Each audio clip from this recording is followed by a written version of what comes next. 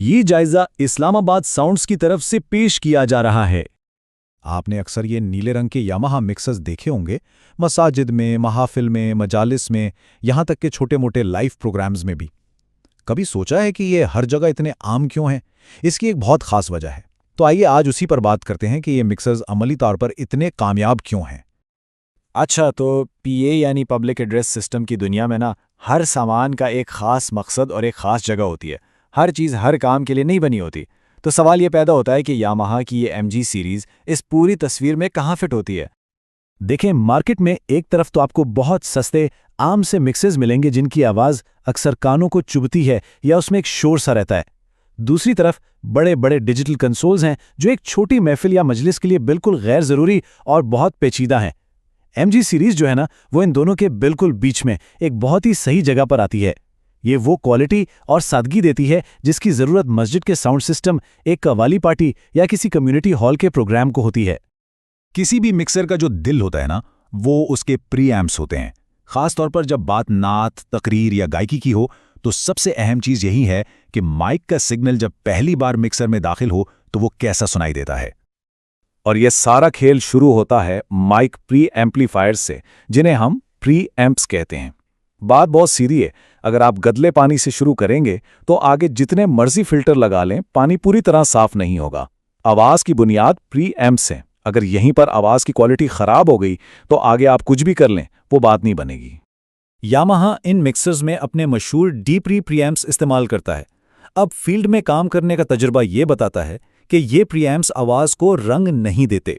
मतलब ये कि ये आवाज़ में अपनी तरफ से कोई तेज़ी या भारीपन शामिल नहीं करते। आप एक आम सा SM58 माइक भी इन पर लगाएं तो आवाज़ बहुत कुदरती और साफ आएगी, पतली या चुभने वाली नहीं बनेगी। ये चीज़ खास तौर पर नात ख्वानी के लिए बहुत ही अहम है, जहां आवाज़ की असल मिठास को बरकरार रखना होता है। इसी से जुड़ी एक और बहुत अहम चीज़ है हेडरूम।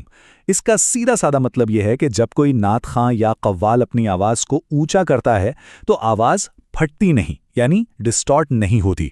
ये खुसूसियत कव्वाली जैसे प्रोग्राम्स के लिए ज़िंदगी और मौत का सवाल है, जहां आवाज़ की शिद्दत में बहुत ज़्यादा उतार चढ़ाव आता है। इसकी वजह से आवाज़ बुलंद होने पर भी साफ और वाज़े रहती है। तो चलें, हमारे पास एक साफ सुथरा सिग्नल आ गया है। अब क्या?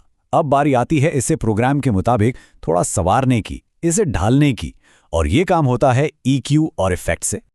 इसका जो 3 बैंड EQ है ना, इसे समझें कि आवाज़ के लिए एक फर्स्ट एड किट है। ये सर्जरी के औजार नहीं है।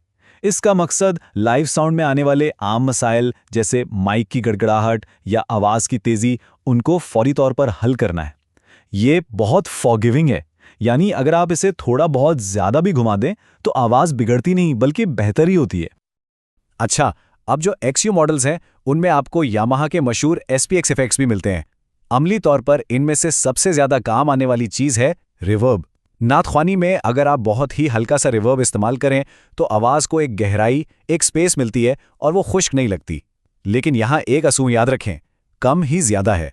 और जहाँ तक मजालिस और तकारीर का ताल्लुक है तो मेरा हमेशा मशवरा होता है कि इफ़ेक्ट्स को मुकम्मल तौर पे बंद रखें, क्योंकि रिवर्ब से अल्फाज आपस में मिलने लगते हैं और बात समझना मुश्किल हो जाता है। चलें अब ज़रा किताबी बातें छोड़कर फील्ड की बात करते हैं। जब आप इस मिक्सर को किसी असल प्रोग्राम में इस्तेमाल करते हैं तो ये कैसा परफॉर्म करता है? हर नए ऑपरेटर का सबसे बड़ा मसला और सबसे बड़ा सवाल यही होता है, आवाज़ को साफ कैसे करें और ये सीटी की आवाज़ यानी फीडबैक को कैसे रोकें। इसका 90% हल सिर्फ एक ही चीज़ में है, और वो है सही गेन स्टेजिंग। देखें, MG सीरीज़ आपकी छोटी मोटी गलतियां तो माफ़ कर देती है, लेकिन कुछ बुनियादी गलतियां हैं जिन्हें ये भी ठीक नहीं कर सकती। फील्ड में सबसे आम गलती जो मैं देखता हूं वो है गेन नॉब को बहुत ज़्यादा खोल देना और वॉल्यूम के फीडर को नीचे रखना। इससे प्री एम्प ही डिस्टॉर्ट हो जाता है और आवाज़ शुरू में ही ख़राब हो जाती है। इसी तरह बहुत ज़्यादा बेस बढ़ाने से पूरी आवाज़ गूंजने लगती है और अल्फाज की समझ नहीं आती। और याद रखें, कोई भी मिक्सर ख़राब माइक तकनीक को ठीक नहीं कर सकता। आवाज़ के अलावा इस मिक्सर की एक बहुत बड़ी खूबी इसकी मजबूती है। ये कोई नाजुक प्लास्टिक का खिलौना नहीं, इसका मेटल चेसिस इसे रोज़मर्रा के इस्तेमाल और सफ़र के लिए बहुत काबिल एतमाद बनाता है। मैंने खुद इसे घंटों चलने वाली महफिल में इस्तेमाल किया है। ये ना तो गर्म होता है और ना ही इसकी कारकर्दगी में कोई फ़र्क आता है, जो कि एक बहुत ही बड़ा प्लस पॉइंट है। जिन मॉडल्स के नाम के आखिर में XU आता है, जैसे MG10XU, उनमें एक USB इंटरफेस भी होता है, जो बहुत ही कारआमद चीज़ है। इससे आप आसानी से लैपटॉप से कोई कलाम या म्यूजिक चला सकते हैं या फिर पूरी मजलिस या महफिल की साफ सुथरी रिकॉर्डिंग सीधा अपने कंप्यूटर में कर सकते हैं। तो इतनी सारी बातों के बाद हतमी फैसला क्या है? आखिर ये मिक्सर किसके लिए है और किसके लिए नहीं है? सीधी बात है, ये उन लोगों के लिए है जिनकी पहली तरजीह आवाज़ की सफाई और सादगी है। नात महफिल और मजालिस के लिए ये बेहतरीन है क्योंकि इसकी आवाज़ कुदरती है। मसाजिद के लिए इसकी सादगी और भरोसामंदी इसे एक बेहतरीन इंतखाब बनाती है। छोटे बैंड्स और कव्वाली पार्टियां भी इसे इसीलिए पसंद करती हैं क्योंकि ये बगैर किसी पेचीदगी के बहुत अच्छा नतीजा देता है। लेकिन ये समझना भी उतना ही ज़रूरी है कि ये क्या नहीं है।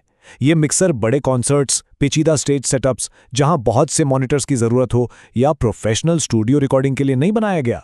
अगर आपको 16 से ज़्यादा चैनल्स या बहुत एडवांस्ड फीचर्स चाहिए तो फिर आपको इससे आगे देखना होगा। तो खुलासा यह है कि इस मिक्सर की कामयाबी का राज इसकी सादगी में है।